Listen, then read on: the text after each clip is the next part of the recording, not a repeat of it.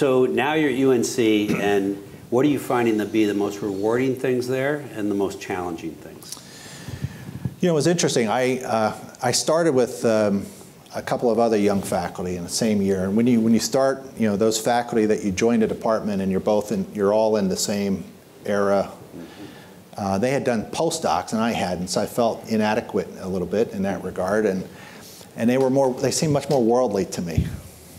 They came from Caltech and, you know, Stanford, and came from Virginia Tech, and but I remember one of my friends said, you know, Joe, you got to be careful. You're doing a lot of collaboration with others, and that's not good for getting tenure.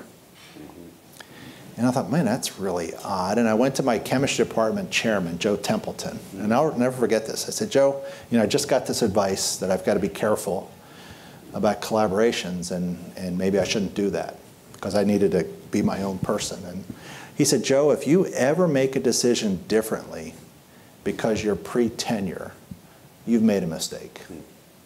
And he really backed me up. You know, and you know, we published a paper in Science and other people on it, and it was clear what we did. And UNC, you know, was really very, very supportive.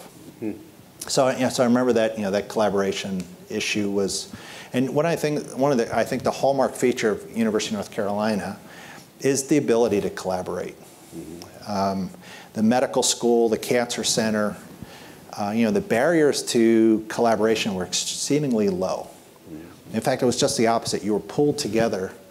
And, you know, a lot of the young people here, the students here, sort of get this because Stanford's awesome at this. But, you know, back then it wasn't commonplace to do that. And it was really easy to do that at UNC. And you know, people had resumes to be kings and queens and not collaborative. But they weren't. They were collaborative. And it was really, everyone's comfortable with what they knew and what they didn't know. And that